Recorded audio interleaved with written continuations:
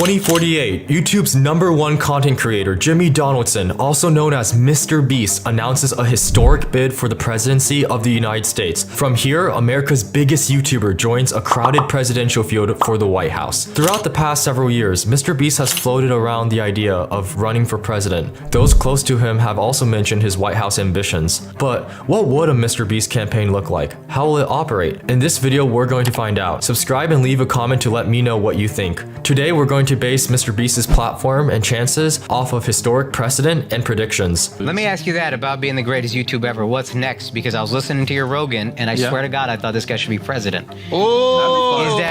No, I'll say that'd be fun. Is that something you've thought about?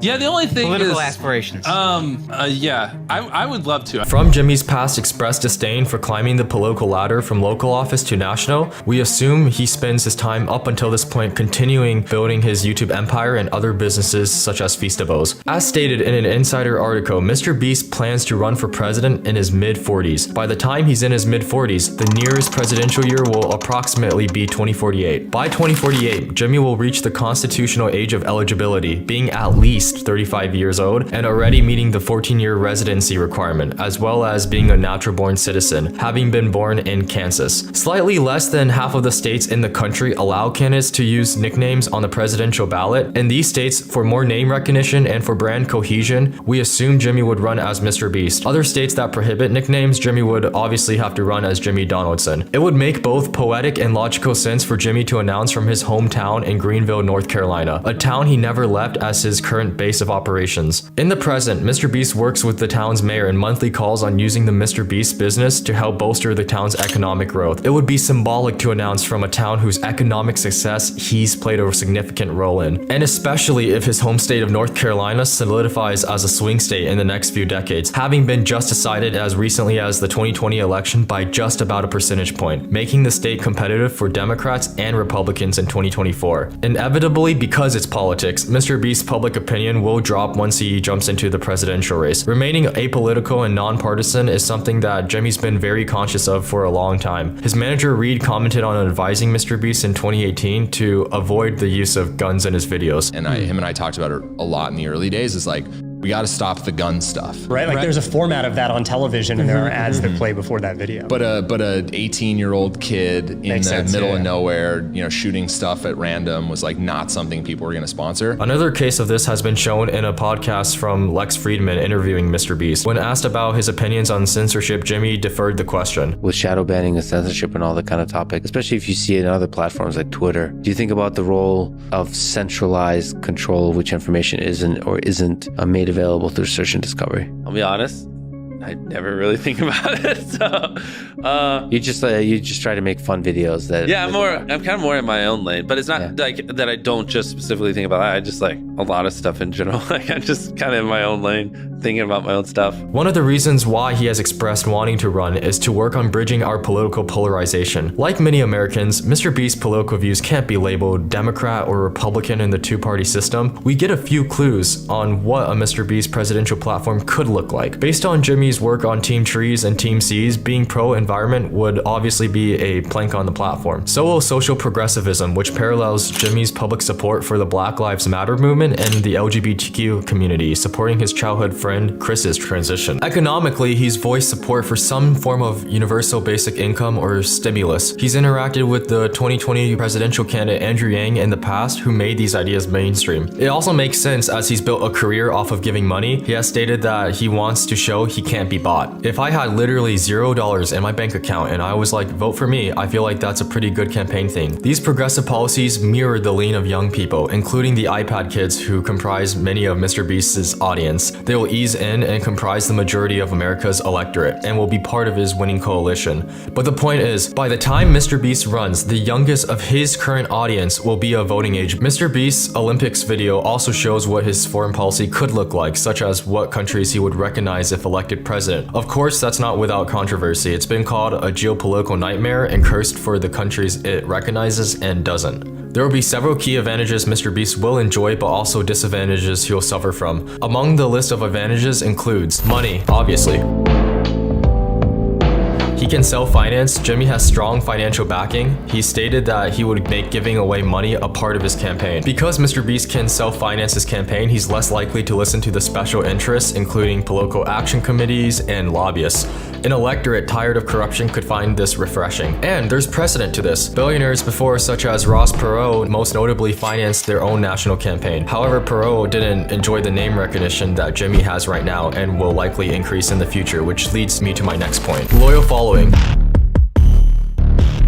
Already, Mr. Beast has more social media followers than many former US presidents and sitting senators. His YouTube channel has been watched by more than 10% of the world. In terms of viewership and following, no other creator comes even close. He is undoubtedly the most influential content creator ever in YouTube. Jimmy's campaign can bring a large swath of traditionally apathetic voters into the voting process. Like other celebrities such as Taylor Swift, Jimmy already wields the influence that can increase turnout and civic engagement with a social media post. These first-time voters who believed in Jimmy before he entered politics will follow him there. Tension.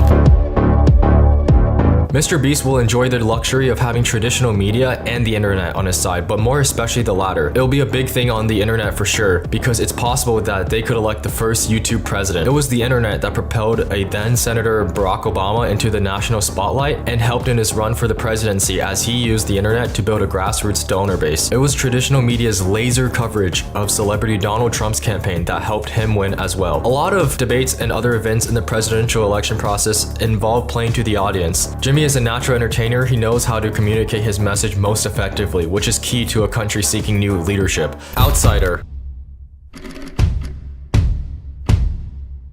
Another advantage for Mr. Beast is being an outsider. Historically, the country has had a hunger for anti-establishment figures that can shake the system up. Mr. Beast, with his lack of traditional political experience, can be used as a strength, as voters will look to him as an anti-career politician candidate. Someone who could be seen as the man of the people, as he hasn't been in Washington for decades and still remains incredibly grounded to the people throughout his philanthropy. Among the list of disadvantages, Mr. Beast running as an independent or his own party candidate has a strong chance of being locked out of the presidency if the country doesn't abolish the electoral college system. Historically, independent as well as third-party bids for the White House have failed. In recent memory, we have not had an independent US president. Unless you run under one of the two parties, your chances of winning the presidency are slim. Even former President Teddy Roosevelt, who failed to secure his election nomination as the Republican candidate, chose to run as a third party under the Bull Moose label. Even a former president failed to get a sizable share of the electoral votes. I will not make age an issue of this campaign. I am not going to exploit,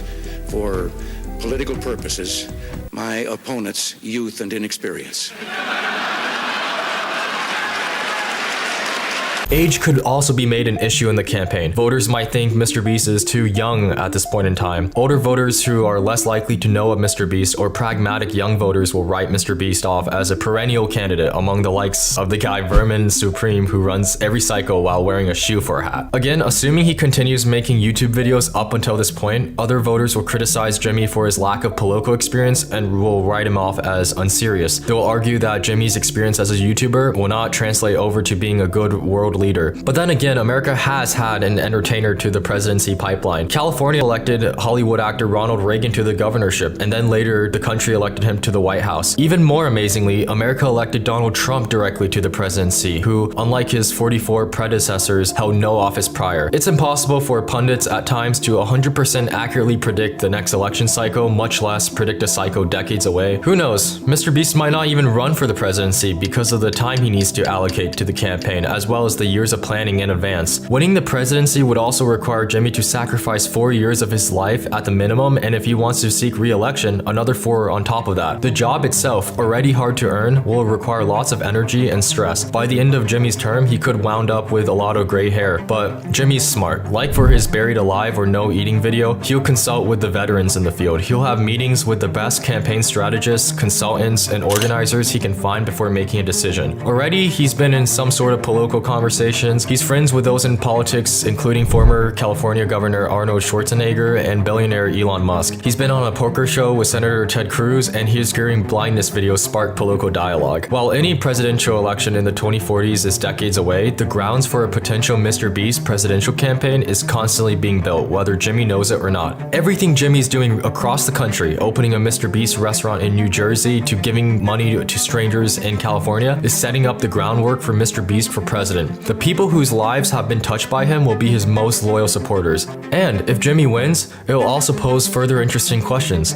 Can an independent president work with such a partisan Congress on passing legislation? Will he improve America's image in the world? But the question for now remains, will Mr. Beast run? Is this his endgame? Additionally, if he agrees to mount such an ambitious bid, is the influence that Mr. Beast has now, plus what he accumulates in the future, enough to overcome the two-party system? Only time will tell for Jimmy Donaldson.